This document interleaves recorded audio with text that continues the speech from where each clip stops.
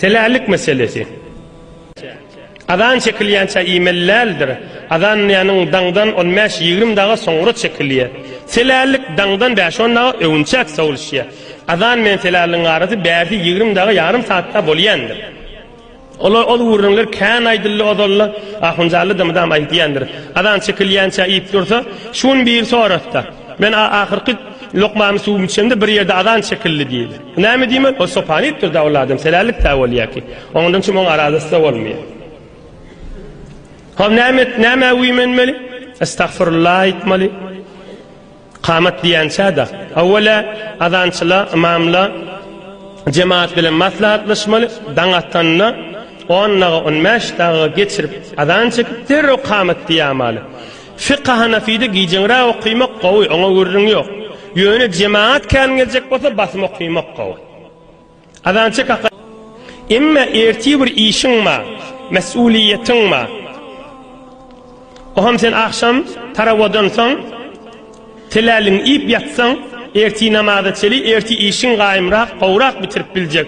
Ýoksa o qagatçyly işin bitirip bilmeýjek bolsaň onu ulamalar aýtýar ip yatsaň bolar. Sen aradaňy berer bermeýe.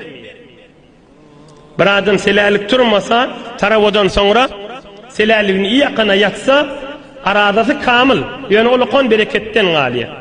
Imma men erti işim ma, zaruratym ma, şejere ýagdaýlym ma diýip yatsa, inşallah ona sünneti terk boldy diýip bolmaz. Ene selallik wagtda estağfurullah aýtýan hak pir adamlaryň işidir. Allah'ın dostu ewliýalaryň işidir. Selallik wagt diýdig näme? Daňatmaka. Adan çekilmeden yarım saat, 1 saat, 2 saat önce. Giýjän 3-4 bölüňde ahyrky bölüň. Tamam pirler pir bolupdyr, selallik wagt pir bolupdyrlar. Tamam adamlar Hudaýyň dosy bolupdyr, selallik wagt Hudaýyň dosy bolupdyrlar. Hulasa şu selallige turmaýanmy? Tädaňat diýänçe adanyň 20 daga yarım saat önçe geçeli. Hudaý bilen benden arasynda bir perde ýok diýär. Şudur şifat nur wa da arada. Özüň hesabyny çekdi. Fakat perişte bolwatyň ýöne adam suratynda da. Kadryny bileýin. Selallik hak Resulullah'ın sünneti. Peygamberimiz selallik turýanmış ve aýdýanmış selallik turallara Allah Taala rahmatyny dökýär, perişteli dağda dua etdiýär selallik turýanlara. Hudaý ýaşlar rahmatyna sallyp. O wagtda